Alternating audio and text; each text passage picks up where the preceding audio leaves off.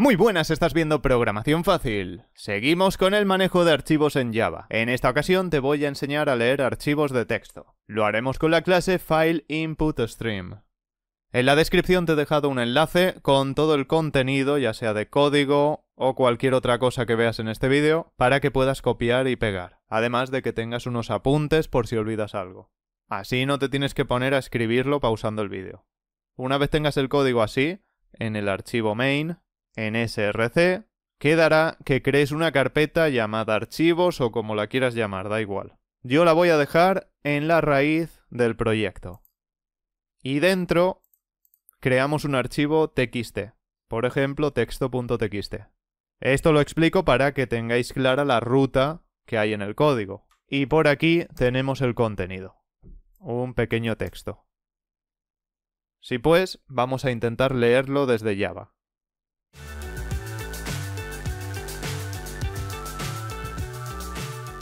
Lo primero que he hecho ha sido importar la clase FileInputStream, la cual necesitamos para leer los archivos. En el try tenemos todo lo necesario para intentar leer el archivo. En el caso de que ocurra un error, ya sea por la ruta, por ejemplo, que esté mal escrita, y no encuentre el archivo, saltará a esta parte de aquí, al catch, que nos dirá qué error se ha producido. Lo que tenemos por aquí es un objeto de tipo FileInputStream, el cual contiene el acceso al archivo, indicándole como argumento la ruta. Una vez tenemos esto, he creado un array de 250 bytes, que servirá para guardar los datos leídos del archivo. Ahora profundizaremos más en ciertas explicaciones. El array se llama buffer. La línea número 9 lleva el método read del objeto de tipo FileInputStream, que es archivo entrada. Esta línea lee los datos del archivo en el array de bytes. El método read devuelve el número de bytes leídos. Resumen de todo esto. Para que queden claras estas tres primeras líneas, creamos un objeto, el cual tiene un enlace hacia el archivo. Con él podemos utilizar ciertos métodos, como por ejemplo read. En la siguiente línea creamos un array llamado buffer vacío, con 250 posiciones. Después lo vamos a ir rellenando con la información del archivo. Tenemos hasta 250 bytes. Pues el primer paso que hace el método read es una llamada con este buffer como argumento. Es decir, le pasamos ahí el array. El método read va a leer hasta 250 bytes del archivo texto.txt. Si hay más, no cabrán en el array y no los leerá. Si hay menos, no pasa nada. Nos sobrará espacio. Entonces esos bytes leídos se almacenarán en el array a partir de la posición 0. El primero se almacenará en la posición 0, el segundo en la 1, en la 2, en la 3 y así sucesivamente hasta llenar el array si hace falta, si necesita tanto espacio. Y también el número total de bytes leídos se va a almacenar en la variable bytes leídos finalmente. Eso es lo que estamos haciendo aquí. Es un poquito difícil de entender al principio, pero bueno, ahora verás de qué manera utilizamos este array para finalmente hacer un string. Después, para quien no sabe qué es un buffer. Un buffer es un espacio de memoria reservado para almacenar datos de manera temporal. Los buffers se utilizan para muchas cosas, por ejemplo, para la entrada y salida de datos. Entonces, por así decírtelo, simplemente es un soporte temporal con el que ir manejando flujos de datos. Por eso estamos haciendo esto de crear un buffer con un array. El que tienes ahí en el código llamado buffer. Ya sé que son muchas explicaciones para 3 líneas que llevamos de código, pero sé que este tema es totalmente abstracto para quien no ha manejado nada de archivos, ni buffers, ni streams, ni entrada, ni salida de datos. Así espero que quede un poquito más claro. Ya sé que en profundidad absoluta seguramente no lo llegáis a entender al principio, pero poco a poco ya le iréis pillando el rollo. Lo importante es que sepáis emplearlo. Por ejemplo, si el texto que tenemos por aquí tiene 100 bytes, en esa lectura nos devolverá un valor de 100. Vamos a hacer una prueba. Así todo el mundo se va quedando sin dudas. Le podríamos poner aquí un print.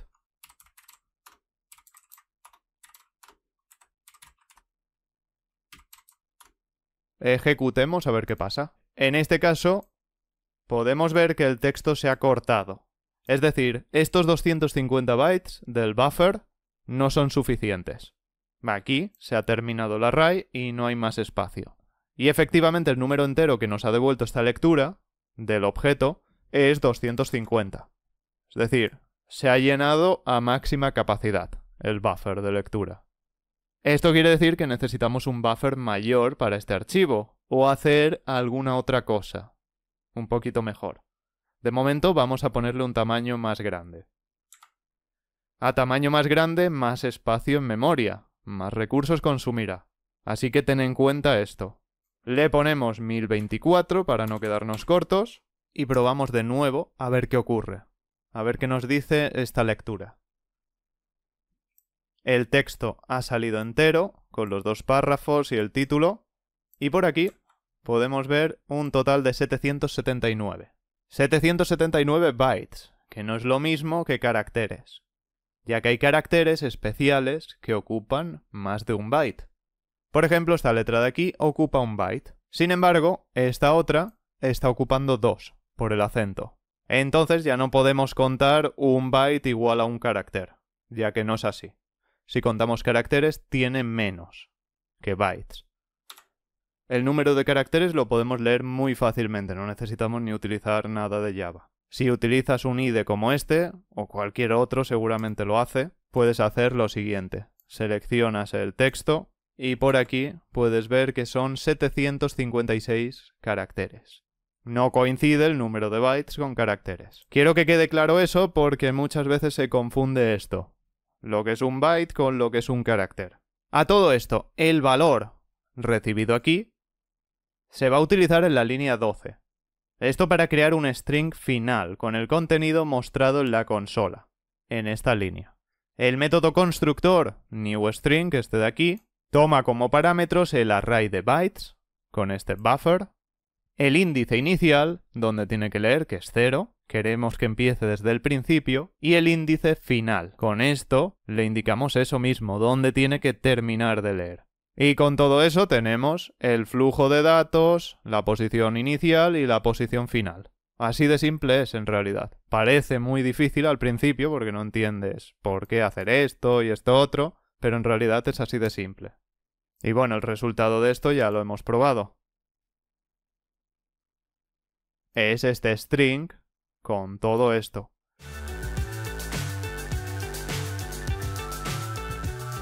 Vemos una parte importante con el flujo de datos. Aquí le hemos puesto 1024. Bien, tenemos suficiente ya que sabemos que eran menos de 800 bytes, el texto que tengo yo. Ahora vamos a probar con otro número. Le vamos a poner 24 y veamos hasta dónde imprime. Me imprime exactamente la pantalla transparente, lo que es el título. Ahora supongamos que pantalla fuese con acento en la A. Justo estamos leyendo 24, tenemos el buffer lleno. Y esta vez se come la última letra. En este caso necesitaríamos 25 bytes y no 24 por el acento. Y esto lo estoy mostrando porque ¿cómo hacemos para controlar posibles archivos de diferentes tamaños? Eso ya es un problema, ya que a lo mejor leemos un archivo de 100.000 bytes y otras veces un archivo de 100. Entonces, claro, para permitir esa capacidad de hasta 100.000 bytes o hasta 1.000.000, pues podríamos poner un array enorme. Así. Sin embargo, esto es un despilfarro de memoria. Sería un programa poco óptimo. Para resolver este dilema, podemos utilizar un bucle. Un bucle que vaya utilizando este buffer en porciones más pequeñas. Por ejemplo, si creamos un array de 200, que el bucle vaya iterando porciones en el texto de 200 bytes, hasta terminar con el contenido final, que itere tantas veces como sea necesario. Entonces nuestro programa, con un array mucho más pequeño, se va a adaptar a archivos de tamaños diferentes. Quizás si se esperan archivos muy grandes, 200 sean muy poco. Ahí tendrás que calcular tú qué te conviene más. Y antes de continuar con el bucle, una cosa que se me ha olvidado es esto de aquí. Importante. Tenemos que cerrar los archivos. Tú lo abres, creas el objeto, lo utilizas como quieras en el programa y finalmente lo cierras, ya que si no lo cierras puedes ocasionar pérdidas de datos y también consumo de recursos extra.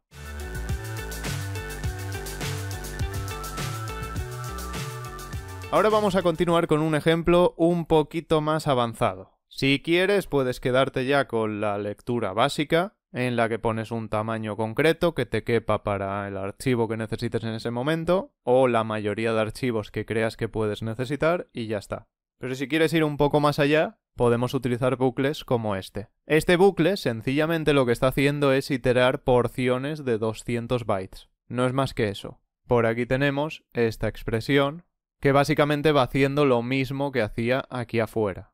En bytes leídos se van almacenando las cantidades de bytes que se van leyendo en cada momento. En este caso el buffer es de 200.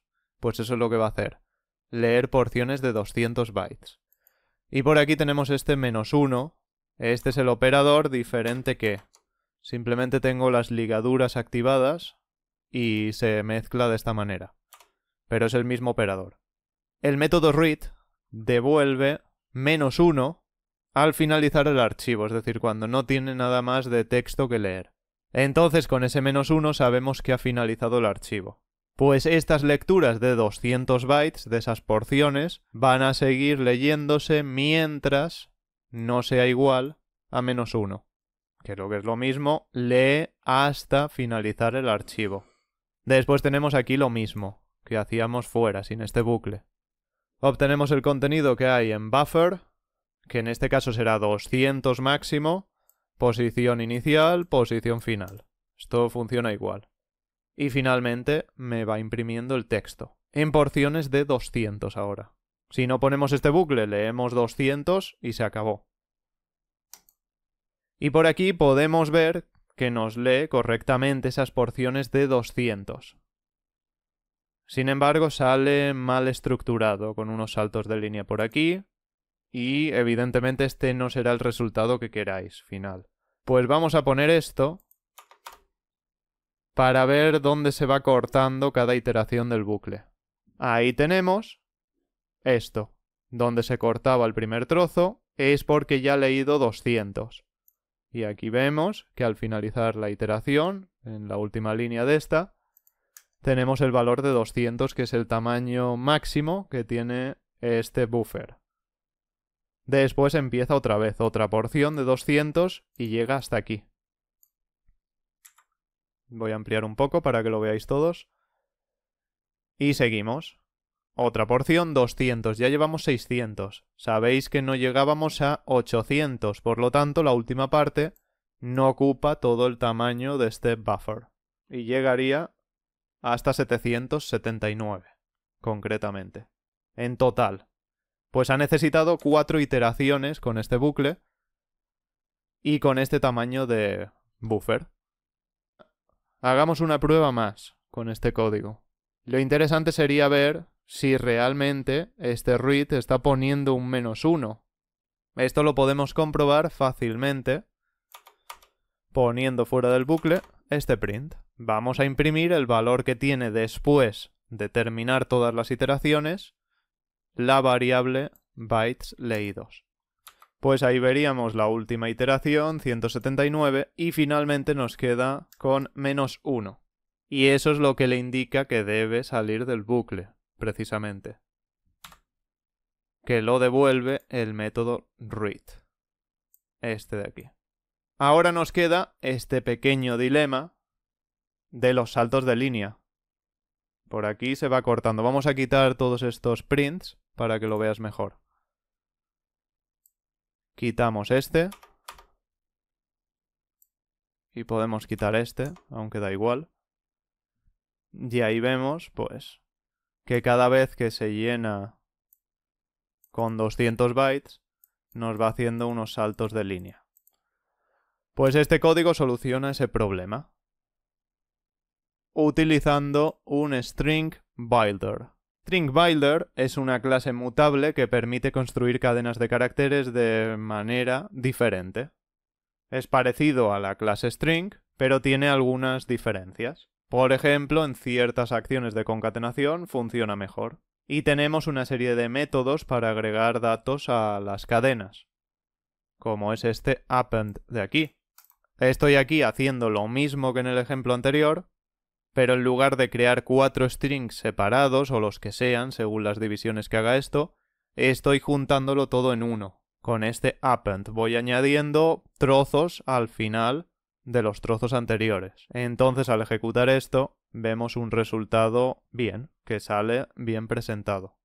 Y aquí, esta parte no es obligatoria. Simplemente es por si necesitas en algún momento transformar de string builder a tipo string, para utilizar cosas de la clase string en lugar de string builder.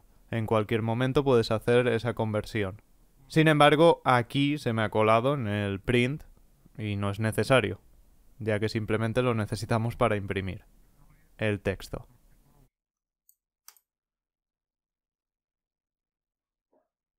Dejamos este vídeo aquí.